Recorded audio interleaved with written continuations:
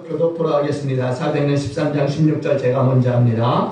바울이 일어나 손짓하며 말하되 이스라엘 사람들과 및 하나님을 경외하는 사람들아 들으라. 이스라엘 전에 하나님이 우리의 선악을 택하시고 애굽 땅에서 나그네된 그들에서 높여 큰 권능을 누리라 하시사. 광야에서 약 40년간 그들의 소행을 참으시고 가나안 땅에 또 소득을 하사 남쪽으로 이르시기까지 약 40년 정사니라. 그의 선지자 사무엘 때까지 사사를 주셨더니 그 후에 그의 왕을 구하거늘 하나님의 인자인 시바 사람 이스의 아들 사울을 40년간 주셨다가 패하시고 다윗을 왕으로 세우시고 증언하여 이르시되 내가 이새의 아들 다윗을 만나니 내 마음에 맞는 사람이라 내 뜻을 다 이루리라 하시더니 하나님이 약속하신 대로 예루살렘의 후손에서 이스라엘을 위하여 왕으로 세우셨으니 곧 예수라. 아멘. 한번 인사합니다. 하나님의 마음에 맞는 사람이 됩시다. 하나님 마음에 맞는 사람이 됩시다. 여러분들 한 주간 살아가시면서 정말 하나님의 마음에 들고자 얼마나 또 노력하셨습니까?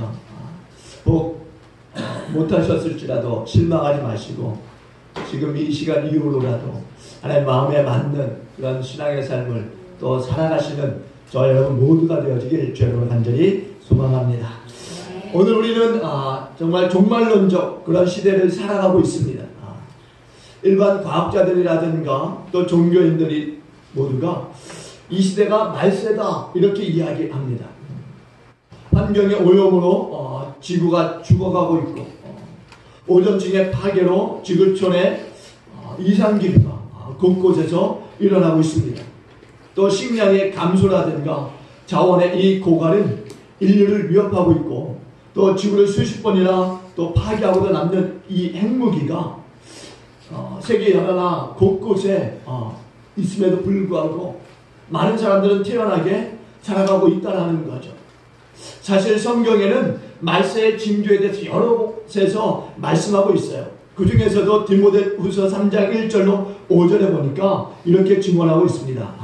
너는 이것을 알라. 말세에 고통하는 때가 이르러 사람들이 자기를 사랑하며 돈을 사랑하며 자랑하며 교만하며 비방하며 부모를 거역하며 감사하지 아니하며 거룩하지 아니하며 무정하며 원통함을 풀지 아니하며 모함하며 절제하지 못하며 사나우며 선한 것을 좋아하지 아니하며 배신하며 조급하며 자만하며 쾌락을 사랑하거늘 하나님 사랑하는 것보다 더하며 경건의 모양은 있으나 경건의 능력은 부인하니 이 같은 자들에게서 내가 돌아서라 이렇게 말씀하고 있어요.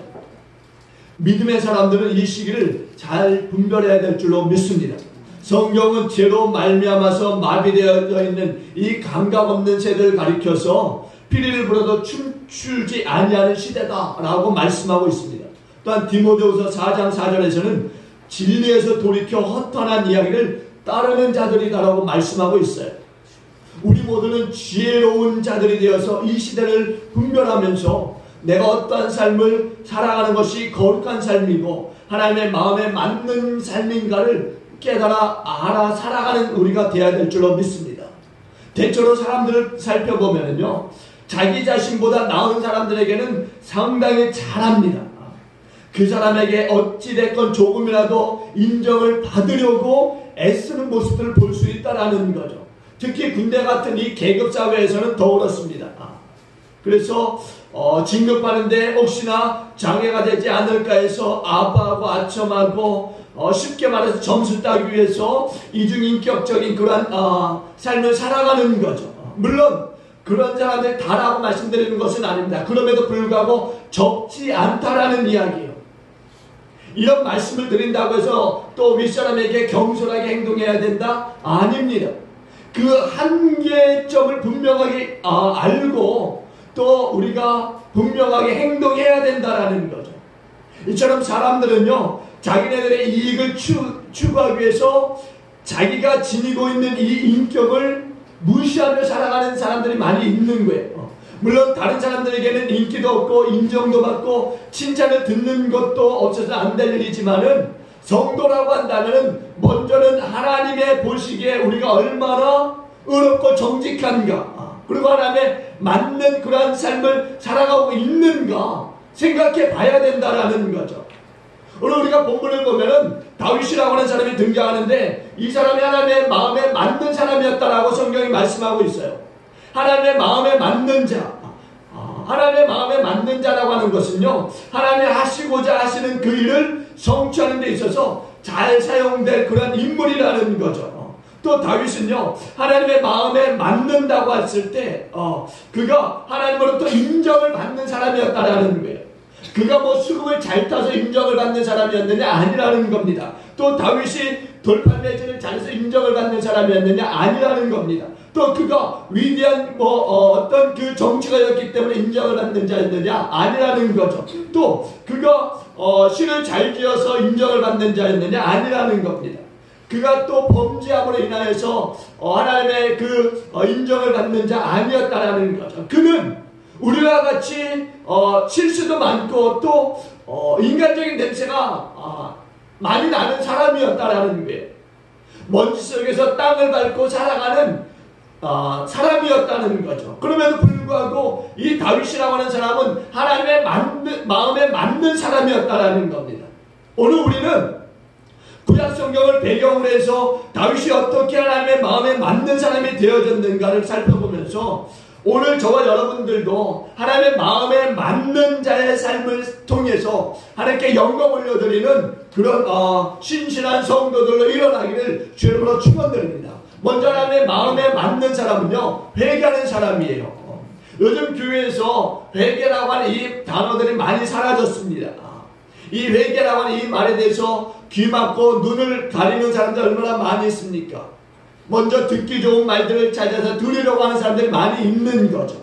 그럼에도 불구하고 성경은 회개하라고 분명히 우리에게 말씀하고 있다라는 거죠. 그러므로 우리는 회개하는 삶을 날마다 살아가야 될 줄로 믿습니다. 회개하지 않는 신앙의 삶은 있을 수 없다라는 거예요. 여러분, 사무엘하 11장에 보시면은요, 다윗 왕이 이제 저녁 때가 돼서 왕궁 지붕이를 거닐다가 한 여인이 이제 목욕하는 장면을 목격하게 되는 거죠. 아마 거리가 가까웠는지 그 영모가 아름답게 보여질 정도로 다윗의 마음에 확 들어온 거예요. 그 여인은 다름 아닌 햇사람 우리아의 아내 밧세바였습니다. 그러면 사실 거기에서 그쳤어야 되는 거죠. 멈췄어야 되는 거죠. 그런데 그 여인이 실로 아름다웠기 때문에 궁중으로 데리고 와서 동침을 하게 됩니다. 그리고 얼마 후에 그 여인이 이제 임신하게 되었다는 소식을 듣고서는 다윗이 이 일을 고민하지 않을 수 없게 되는 거죠. 그리고 그렇게 고민하던 자의 한 가지 방법을 생각해낸 것이 뭐냐? 바로 전쟁 중에 나가서 싸우고 있는 우리야, 이 밧세바의 남편을 불러들이는 일을 하는 거예요. 그래서 다윗이 이제 그 임신한 그 밧세바를 이제 남편 우리아와 동침하게 해서 다윗이 임신케 한 그 사실을 가리려고 하는 거죠. 그럼에도 불구하고 그렇게 두 번씩이나 우리아를 설득해서 밧세바에게 보내려 했지만은 우리아가 그 말을 따르지 아니하고 오히려 자신의 그 신분에 대한 분명한 그 말들을 다윗 왕에게 하는 거죠. 우리아의 충성심이라고 하는 것 보니까 이렇게 말해요. 사무엘하 11장 11절에 보니까 언약궤와 이스라엘과 유다가 야영 중에 있고 내 주 요압과 내 왕의 부하들이 바깥들에 짐치고 있거늘 내가 어찌 내 집에 가서 먹고 마시고 내 처와 같이 자리이까 내가 이를 행하지 아니하기로 왕의 살아계심과 왕의 혼의 살아계심을 두고 맹세하나이다 라고 다윗의 이 특별 휴가를 거절하는 거죠. 공경에 빠진 이 다윗은요, 마침내 우리아를 어떻게 하느냐, 가장 맹렬한 이 싸움의 현장에 내보내게 됩니다. 그리고 거기에서 우리아는 전사하게 돼요. 결국 다윗이 숨기려고 하는 그 일들이 다윗의 그 뜻대로 되어지게 되는 거죠. 다윗은 우리아의 이 아내를 범했고 또한 우리아를 죽게 했습니다. 근데 하나님은 이러한 다윗을 보고서 그냥 넘어가시지 않았다는 거죠. 나단 선지자를 통해서 다윗의 이 잘못에 대해서 지적하게 됩니다.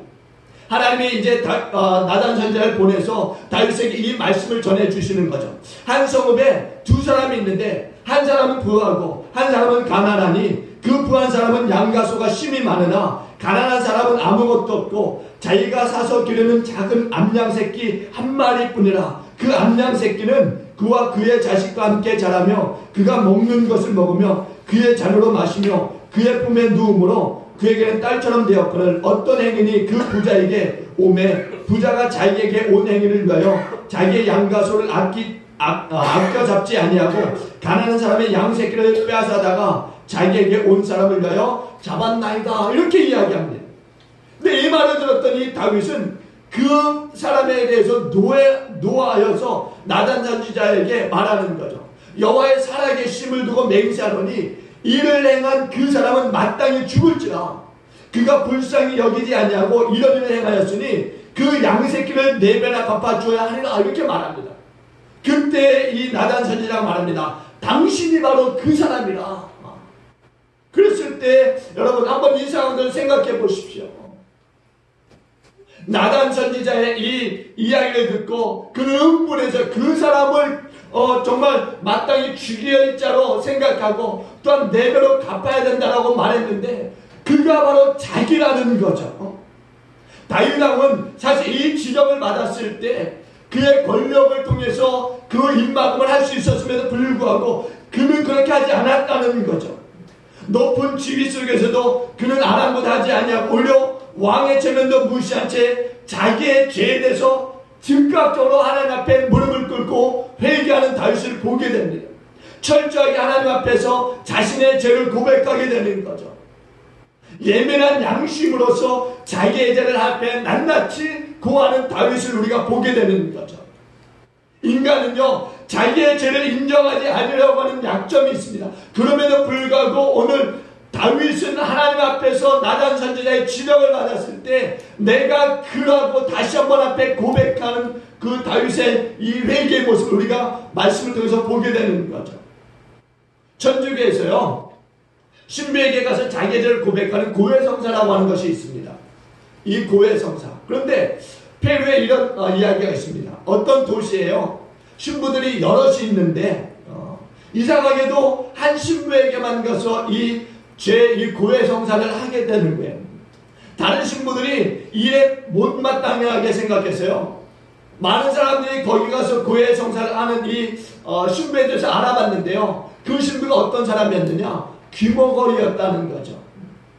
그러니까 사람들은요 종교적인 형식만 취하는 사람들이 얼마나 많은가를 이렇게 풍자해서 이야기하고 있는 거예요. 인간에게 있어서 가장 아름다운 모습은 다름 아닌 회개하는 모습인 줄로 믿습니다. 누가복음 15장 7절에 보니까 죄인 한 사람이 회개하면 하늘에서는 회개할 것이 없는 의인 99으로 말미암아 기뻐하는 것보다 더하리라 이렇게 말씀하고 있어요. 우리가 죄로 말미암아 망하는 것이 아니라 회개하지 않기 때문에 망하는 자들인 것을 우리는 깨달아야 된다는 거죠. 주님은 이 땅에 오셨을 때 우리의 죄를 회개시키고자 오신 것을 믿으시기 바랍니다. 또한 사무엘의 24장에 보시면은요 다윗이 요압을 시켜서 이제 이스라엘과 유다의 인구 조사를 하게 됩니다. 근데 여지껏 전쟁에 나갔을 때도 오직 하나님만 의지하면서 싸웠던 이 다윗이었기에 이 인구조사라고 하는 것은 하나님의 마음에 맞지 않는 거였어요. 그럼에도 불구하고 다윗은 이 인구조사를 추진하게 됩니다. 요압이 만류했어요. 그럼에도 불구하고 왕이 너무 심하게 재촉하니까 못마땅하게 생각하면서도 이제 대략의 이 개수를 하게 되는데 이스라엘에서 칼을 뺄 만한 그 사람들이 바로 80만 그리고 유다에서 이제 칼을 뺄 만한 사람들이 50만 그러니까 이제 80만과 50만이라고 하면 얼마나 큰 군대입니까? 우리나라 군인이 약 50만에서 60만 정도 돼요. 그러면은 2배 이상 차이 나는 것 아닙니까?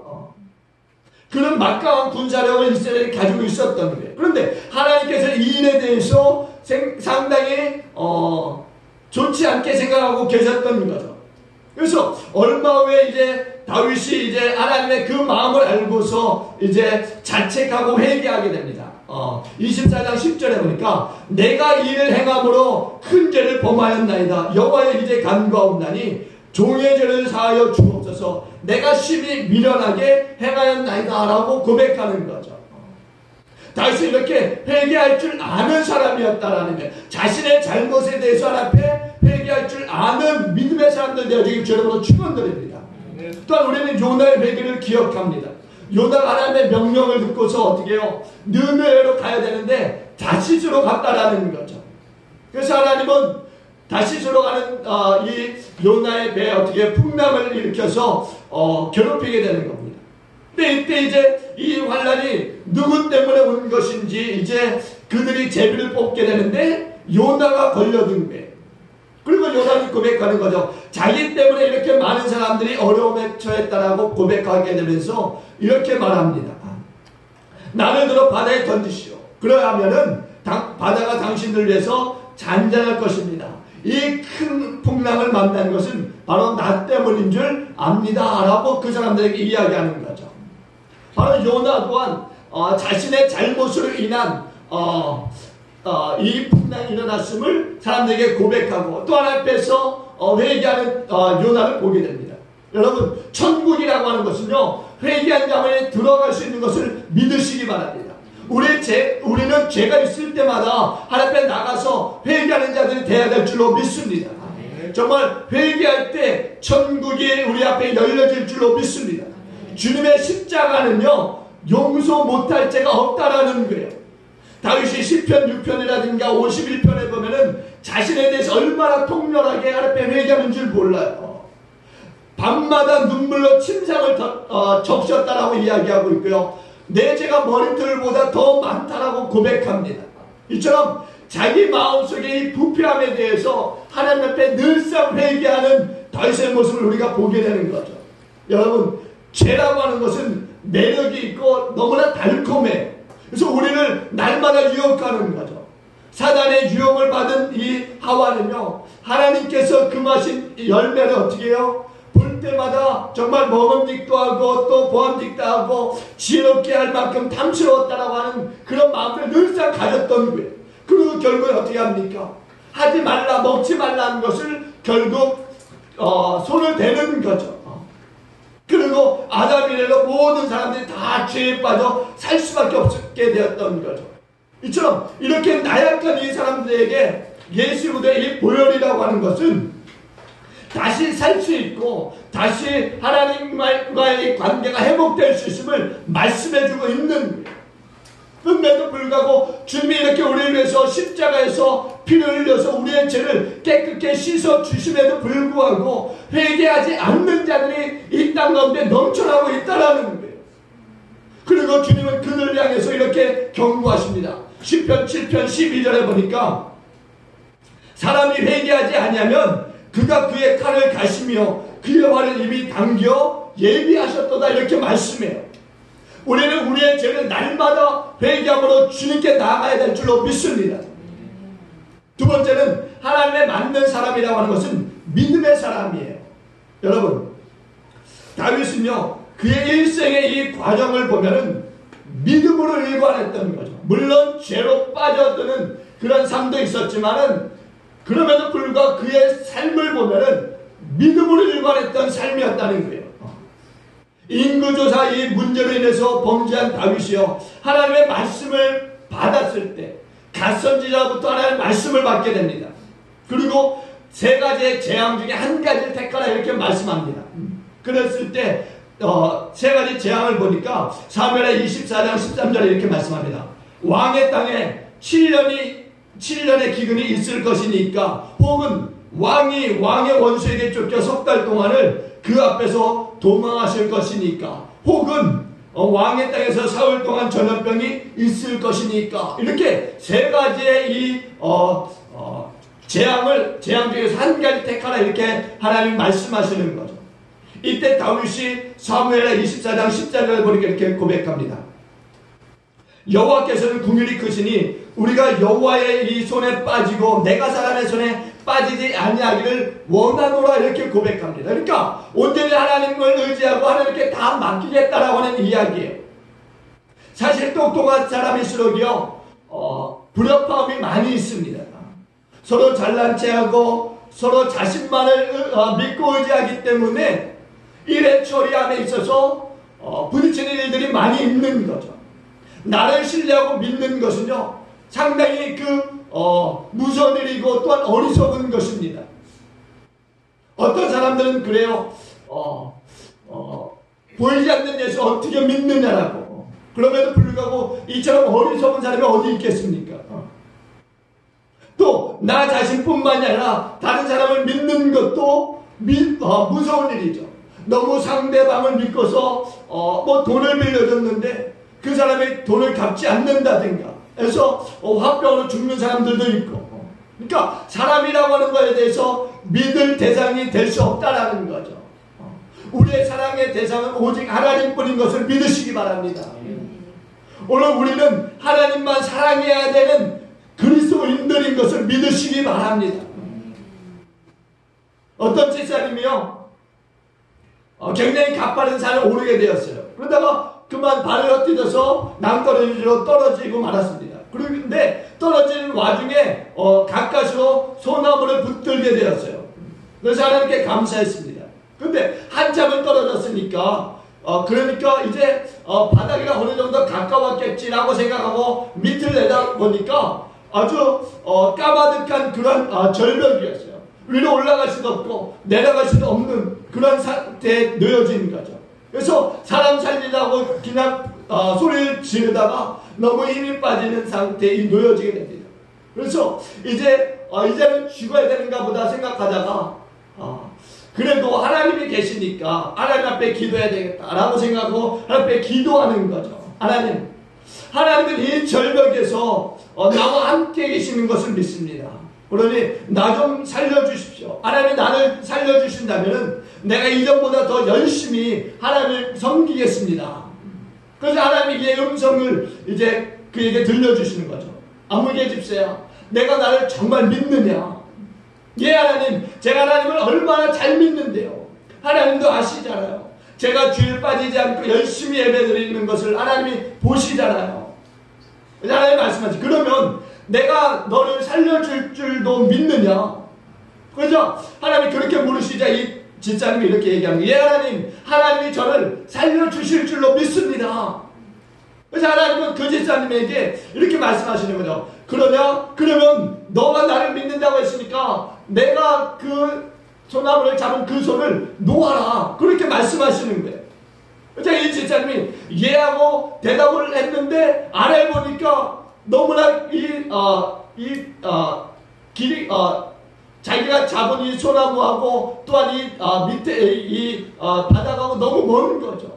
그래서 그는 놓을 수 없었어요. 그래서 하나님 앞에 다시 하나님 앞에 기도하는 거죠. 하나님, 이 소나무를 붙잡고 있는 동안에 하나님이 손 좀 써서 나를 좀 구원해 주세요. 그러자 하나님이 다시 말씀하세요. 그래, 내가 너를 살려줄 테니까 손을 내 손에 잡은 것을 놓아라. 근데 이 집사님이 다시 이야기하는 거죠. 하나님, 제발 좀 사람을 시켜서 나를 좀 구해 주세요. 내가 이 손 놓았다가는 정말 여기에 떨어져서 죽을 수밖에 없습니다. 그래서 하나님께서 그에게 다시 말씀하시는 거예요. 너는 나를 믿는다고 하면서 왜 자꾸 말대꾸하니? 내가 손을 잡은 그것을 놓아야지 내가 너를 도와주지. 그래서 이 집사님이 조금 더 생각하더니 이렇게 얘기하는 거죠. 하나님이 살려주시지 않는다면 할 수 없습니다. 그러면서 하는 소리가, 거기 사람 없습니까? 사람 살려주세요. 제발 살려주세요. 이렇게 소리 지르다가 자기 소리에 깨어서 일어나 보니까 꿈이었다고 하는 이야기예요.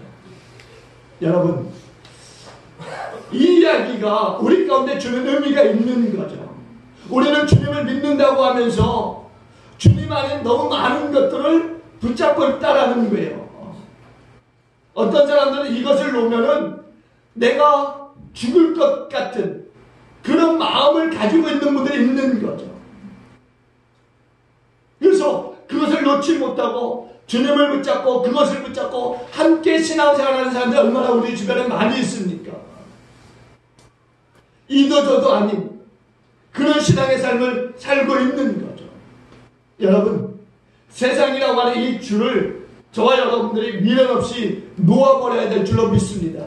그것을 붙잡고 있는 동안에는 하나님께서 우리의 삶에 역사하실 수 없는 거죠.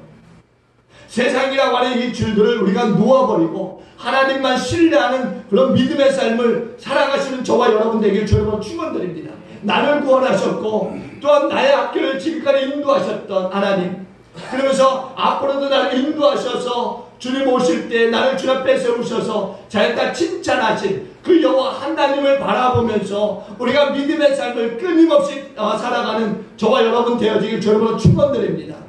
욥기서에 보면은요, 욥이 아주 순전하고 정직해서요 하나님만을 경외했다고 하는 사실을 말씀하고 있어요.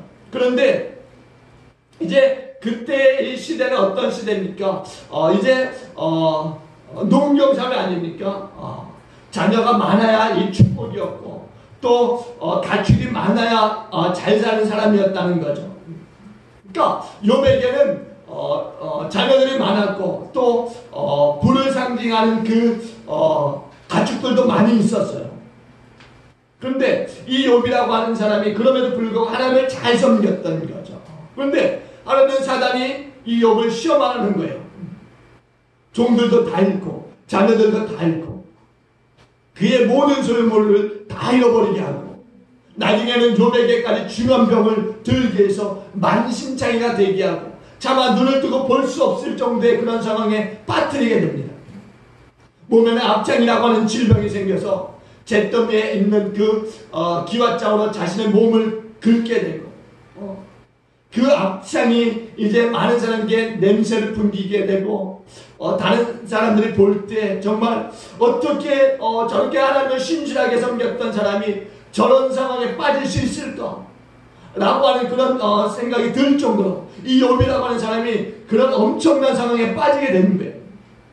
그리고 친구들이 와서는 처음에는 그래 너가 그렇게 됐으니까 위로하고 좀 그랬는데 시간이 지날수록 어떻게 해야 됩니까? 그를 오히려 잘못했다고 몰아세우는 친구들을 보게 되고 너가 하나님께 범죄한 까닭으로 이렇게 되었다라고 회개하라고 정말 끝내는 부인으로부터까지도 하나님을 저주하고 죽으라고 그렇게 가슴 아픈 말을 들어야 했던 욥. 그럼에도 불구하고 이 욥은 하나님을 원망하지 않고 자기 자신에 대해서 비관하지도 않았다라는 거예요. 여러분 실망해서 패배자의 이 눈으로 하나님을 보지 않았다는 거죠. 욥은 끝까지 하나님을 더욱더 의지하고 더욱더 하나님을 신뢰하는 욥을 우리가 볼 수 있습니다. 우리는 욥과 좀 다른 모습이 있어요. 우리에게 이런 지경에 빠지게 되면요 처음에 드는 생각은 믿음이었지만 점차 시간이 갈수록 하나님에 대한 원망의 마음이 듭니다. 그러다가 물론 믿음이 있는 사람들은 그 마음을 돌이켜서 하나님을 보게 되겠지만 욥이라고 하는 사람은 하나님을 원망했다라고 하는 말이 전혀 등장하지 않아요. 그가 모든 상황 속에서도 하나님만 보고 의지하는 사람이었음을 우리가 알게 되는 거죠. 여러분 오늘 우리가 조그만 어려움에 자포자기하면서 불평하고 원망하는 그런 모습을 욥을 통해서 우리가 다시 한번 우리의 마음들을 새롭게 하고 주님만 바라보시는 저와 여러분 되길 주님으로 축원드립니다. 하나님만 신뢰함으로 우리의 믿음이 더 강건해지는 역사가 우리의 삶에 나타날 수 있기를 바랍니다. 이사야 선지자를 통해서 하나님 말씀하세요. 두려워하지 말라 내가 너와 함께함이라. 놀라지 말라 나는 내 하나님이 됨이라. 내가 너를 굳세게 하리라. 참으로 너를 도와주리라. 참으로 나의 의로운 오른손으로 너를 붙들리라. 말씀하신 하나님의 말씀을 붙들고 더 하나님을 의지하고 더 하나님을 신뢰하는 믿음으로 살아가기 주의 이름으로 간절히 축원드립니다. 그것도 하나님의 마음에 맞는 사람은요 감사하는 사람이에요. 다윗은 하나님의 은혜에 감격할 줄 아는 사람이었다는 거죠. 다윗이 왕에 오르고서도요 나라가 부강했습니다. 그러면 좀 뭔가 좀 교만할 수 있는데 다윗은 전혀 그러지 않았어요. 하나는 자기는 좋은 곳에 사는데 하나님의 언약궤는 정말 그 장막에 거하는 것을 늘 마음에 좀 안타깝게 생각했던 거죠. 사람들은요 모든 것이 좀 잘 되고 잘 풀리면은 신앙에서 좀 멀어지는 경향들이 있습니다. 그런데 다윗은 항상 하나님만 생각하면서 생활하는 거죠. 역대상 17장에 보니까는요 이렇게 말씀합니다. 내가 어디로 가든지 내가 너와 함께 있어 내 모든 대적을 내 앞에서 멸하였은즉 세상에서 존귀한 자들의 이름 같은 이름을 내게 만들어 주리라. 하나님이 다윗을 축복하시는 말씀이에요. 다윗이 어떠한 삶을 살았기에 이렇게 축복하느냐? 바로 하나님 앞에 늘상 감사하는 믿음의 삶을 살았기 때문에 하나님이 다윗을 축복하시고 있다는 거죠.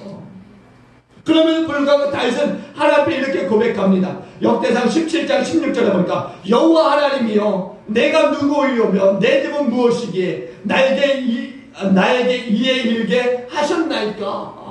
다윗이 이렇게 여호와 앞에 감사를 드리는 거죠. 사실 사람들은요 무슨 일이 잘 되면은 좀 우쭐하는 모습들이 있어요. 자기 자랑하는 모습들이 있습니다. 그런데 오늘 다윗은 전혀 그렇지 않았어요. 모든 전쟁에 나갈 때마다 항상 기도로 시작해서 하나님께 작전의 명령을 받았던 거죠. 그렇게 하나님으로부터 작전의 명령을 받고 나가서 싸우게 되면 늘상 승리했어요. 아무리 어려운 시험이 왔다 할지라도 기도하는 사람은 이렇게 승리하는 삶이 될 줄로 믿습니다. 우리의 생각을 감찰하시는 하나님이세요. 그렇기 때문에 우리가 기도하면 하나님이 들으시고 응답하시는 줄로 믿습니다. 욥이 호화스럽게 살았지만은 욥은 결코 하나님으로부터 떨어지는 그런 삶을 살지 않았다는 거예요. 오늘 하나님의 은혜에 감사하는 삶을 살았죠. 그래서 모든 것을 다 잃었을 때도 주신 자도 여호와시고 취하신 자도 여호와시고 오직 여호와 이름이 영광을 받으실지니다라고 고백했던 그런 욥을 우리가 보게 됩니다. 시험에 빠졌어도 감사하고 잘 됐어도 감사하고 늘상 감사했던 욥을 우리가 보는 거죠. 그랬을 때 하나님은 욥에게 갑절의 축복을 주신 줄로 믿습니다. 사람들이 잘 되면 감사를 잃어버리게 돼요. 그리고 조그만 어려움이 닥치면 이내 입 밖에서 감사는 사라지고 원망들, 짜증들, 비판들, 때로는 심한 욕설까지도 나오게 되는 거죠. 하나님을 아버지로 믿는 사람들은 무언가 달라야 될 줄로 믿습니다. 환경과 또한 질고와 고통과 고난의 삶이 우리를 덮친다 할지라도 우리는 하나님만 바라보면서 나아가는 자들 되어야 될 줄로 믿습니다. 우리가 이제 추석을 맞이하는데 정말 하나님의 은혜에 대한 이 감사가 이 추석을 통해서 다시 한번 드러날 수 있기를 바랍니다. 하나님의 은혜에 감격하면서 감사하는 추석을 맞이하시는 저와 여러분 되길 바랍니다. 이 하나님의 은혜에 감사하면서 겸손히 추석을 보내는 저와 여러분들이 되어야 될 줄로 믿습니다. 하나님의 은혜 속에서 정말 감격하면서 정말 그리스도의 사랑을 나누는 추석이 되어야 될 줄로 믿습니다. 감격이 없으면요 봉사도 할 수 없고 겸손할 수도 없고 사랑할 수도 없고 헌신할 수도 없는 거예요. 오늘 우리는 주님만 바라봐야 되는 거죠. 주님이 우리 한 사람 한 사람의 죄악을 담당하셨고 우리의 질고를 지셨고 우리를 위해서 수치를 당하시고 모욕을 당하시고 조롱거리가 되어주시고 슬픔마저도 다 담당하신 주님이시라는 거예요. 화목을 다 뒤집어 쓰시고 죽으시되 이 죄를 저들에게 돌리지 마옵소서라고 기도하셨던 주님이셨어요. 여러분 이러한 사랑을 우리가 깨닫고서 우리가 주님께 감사하는 그런 추석을 보낼 수 있기를 주님으로 축원드립니다.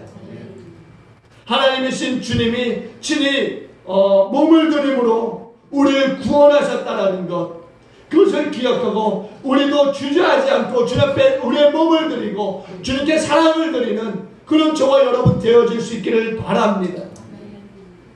사랑하는 교회 여러분 우리 다 같이 다윗의 이 삶을 본받아서 우리의 죄를 회개하고 우리도 주님 앞에 나아가서 정말 우리가 얼마나 죄가 많았던 인생인가를 다시 한번 돌아보고 주님 앞에서 우리의 모든 죄를 다 내어놓고 정말 다시 한번 하나님의 은혜로 충만해지는 그런 삶으로 다시 한번 출발하는 그런 추석이 되어질 수 있기를 바랍니다. 우리가 이런 신앙생활을 하게 될 때 하나님으로부터 분명히 너는 내 마음에 맞는 자야 라고 하는 또한 그런 인정을 받게 될 줄로 믿습니다. 하나님의 마음에 맞는 자는요 오늘 22절에 보니까 이런 복을 받게 되는 거죠. 한번 볼까요? 우리 22절 다 같이 보십니다. 22절 다 같이 보십니다. 시작. 배하시고 다윗을 왕으로 세우시고 증언하여 이르시되 내가 이새의 아들 다윗을 만나니 내 마음에 맞는 사람이라 내 뜻을 다 이루리라 하시더니 아멘. 하나님의 마음에 맞는 사람의 복은 하나님의 뜻을 다 이루는 사람으로 쓰여진다라는 사실이에요. 비록 내가 지금까지 하나님의 뜻대로 살지 못했을지라도, 하나님의 마음에 맞는 자의 삶을 살지 못했을지라도, 지금 이 시간 이후로 하나님의 마음에 맞는 자의 삶을 살고자 결단하시고 그런 신앙의 삶을 살아감으로 하나님께 영광을 올려드리고 하나님의 뜻을 이 땅에서 다 이루어드리는데 사용되어지는 저와 여러분 모두가 되어주시기를 주님과 간절히 축원을 드리겠습니다. 기도하십니다. 주님 감사합니다. 주님, 우리도 때로는 다윗과 같은 범죄하는 삶이 있었을지라도 다윗과 같이 다시 한번 돌이켜서 회개하는 우리가 되게 하여 주시옵소서. 주님, 우리는 어리석어서 하나님의 은혜를 깨닫지 못할 때가 많이 있습니다. 그러나 다시 한번 말씀을 통해서 주님, 우리의 이 잘못된 모습들을 돌아보게 하시고 다시 주님께로 얼굴을 향할 수 있는 우리